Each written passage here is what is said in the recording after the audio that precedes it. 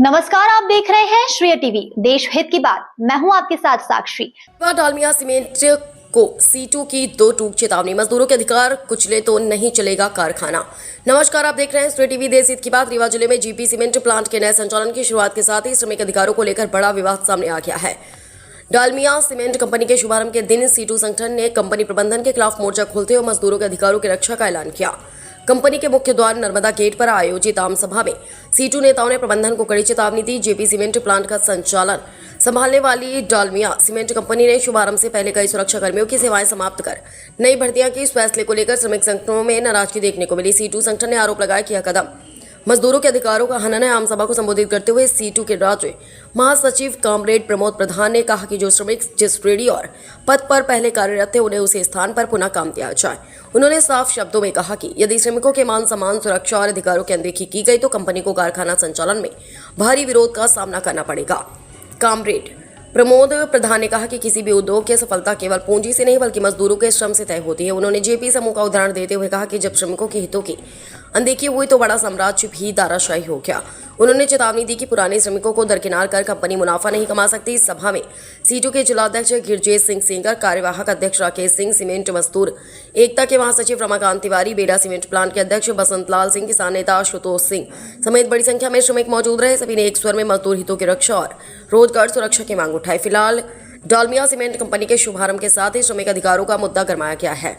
अब देखना होगा कि कंपनी प्रबंधन श्रमिक संगठनों की मांगों पर क्या रुख अपनाता और यह विवाद आगे क्या मोड़ लेता है। संदीप पांडे, श्रेय टीवी, रीवा से। अब बुढ़ापे में कहाँ जाएंगे वो, तो इसलिए पहली बात हमने बोली कि कारखाने का उद्घाटन हुआ, स्वागत है। कारखाने को बढ़ाना है, ठीक है, बढ़ाओ। कारखाने में उत्पादन करना है, करो, हम सहयोग करने की तैयार है। लेकिन जब तुम मजदूरों का अधिकार, सम्मान और सुरक्षा तीनों दो, और अगर ये नहीं दिया तो गलतफहमी में मत रहना कि कोई संस्कार और प्रशासन और शासन। मजदूर की ताकत क्या होती है? अभी आपने देखा कि दिल्ली के आसपास के कारखानों में वो ठेका मजदूर से काम करा रहे थे, 12 घंटे काम करा रहे थे, वेतन पूरा नहीं दे रहे थे। तो प्रधानमंत्री की नाक के नीचे जब मजदूर ने अपना सबूत दिखाया, जब मजदूर ने अपना असली रूप दिखाया, तब सारी सरकार हिल गई। और वो उत्तर प्रदेश की सरकार भी, हरियाणा की भी सरकार भी न्यूनतम वेतन बढ़ाने के लिए आई। उन पर दमन किया गया, लेकिन दमन का मजदूर ने मुकाबला किया। तो इसलिए आज पहली बात हमारी यह है कि जब आपने कारखाना लिया है, उस कारखाने लेते समय जो मजदूर भी जिस श्रेणी में जिस तरीके से काम करता था, सबको काम देना पड़ेगा। और अगर सबको काम नहीं दोगे तो तुम भी काम नहीं कर पाओगे कारखाने के इसलिए आज हम साफ साफ दोनों बात कहने आए हैं। पहली बात, कारखाने को बढ़ाना है, बढ़ाओ। हम मजदूर अपना पहले भी खेती को जमीन से आसमान तक पहुंचवाने का काम किसने किया? मजदूर ने। एक कारखाना लगा था, यही कारखाने में कारखाने पर तक चला गए। हवाई जहाज से उड़ता था, वो भूल गया कि हवाई जहाज में क्यों उड़ता है। मजदूर के आधार पर हवाई जहाज उड़ता था, मजदूर की उसने परवाह करना बंद की, पूरा साम्राज्य डूब गया।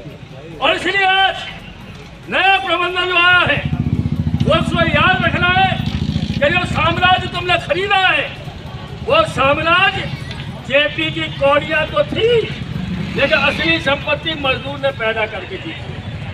हमारी दम पर है, ये मजदूर के दम पर है। और इसलिए हम चाहते हैं कि कारखाने का भला हो, और हम ये भी चाहते हैं कि मजदूर का भला हो। और इसलिए पहली बार हम स्पष्ट रूप से उद्घाटन हुआ तो आपने अपनी बात रखी, कारखाने के नए प्रबंधन ने मीटिंग की, अपनी बात रखी, उसने अपनी बात रख के बोला, हम अपनी बात रख रहे हैं। और कारखाना चलेगा तो 2 पहिए हैं, एक पहिया पैसे का एक पहिया श्रम का, मजदूर का। अगर आप पैसे लगा लोगे अकेले तो माल नहीं टपकेगा।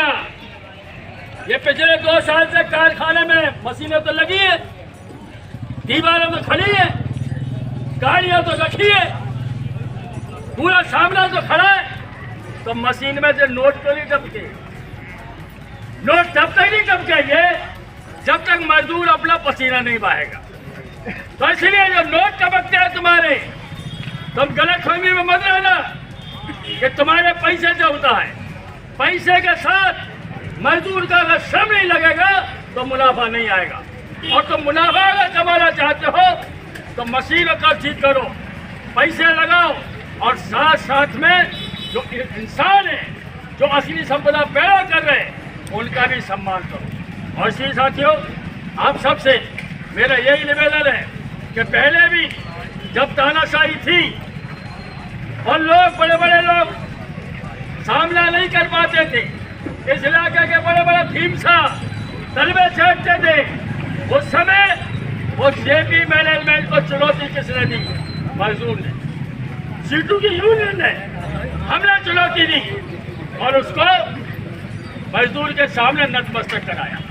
आज फिर हम चाहते हैं, मैं दोबारा दोहराऊं, हम चाहते हैं कारखाना आगे बढ़े, कारखाना चले, मुनाफा हो, हमारी नौकरी को सुरक्षित रखते हुए, हमारे अधिकार को सुरक्षित रखते हुए, हमारे रोजगार को सुरक्षित रखते हुए।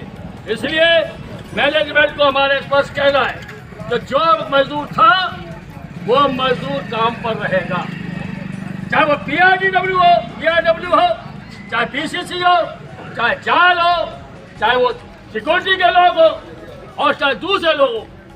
और इसलिए आप सबसे निवेदन ये है कि अगर अपने अपने बारे में सोचेंगे अकेले तो आप भी नहीं बचोगे, अगर सबके बारे में सोचोगे आप भी बचोगे। ये ध्यान रखना, मजदूर के पास एकता के अलावा कोई रास्ता नहीं, संगठन के अलावा कोई रास्ता नहीं। अगर हम ये सोचें अकेले अकेले बच जाएंगे, अकेले नहीं बचेंगे। और अगर सबको साथ में लेके सबके लिए लड़ेंगे और अगर सब बचेंगे तो आप भी बचेंगे। और इसलिए हमारा CITU जब से बना है तब से मजदूरों का अधिकार के लिए लड़ते रहे, ईमानदारी के साथ लड़ते रहे। हमारे मजदूर नेताओं ने कुर्बानी की है, नौकरियां कमाई। अधिकार, मजदूर की सुरक्षा, मजदूर का सम्मान।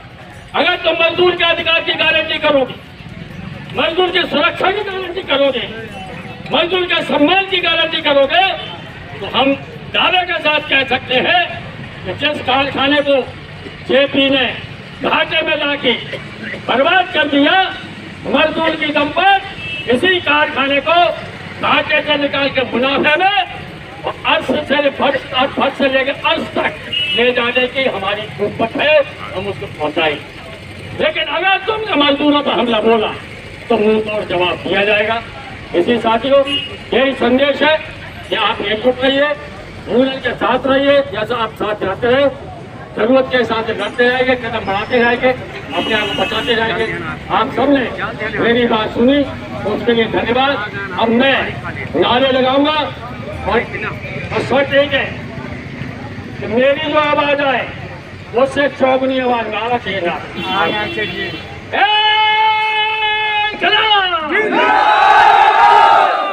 चौगनी से थोड़ी कम है।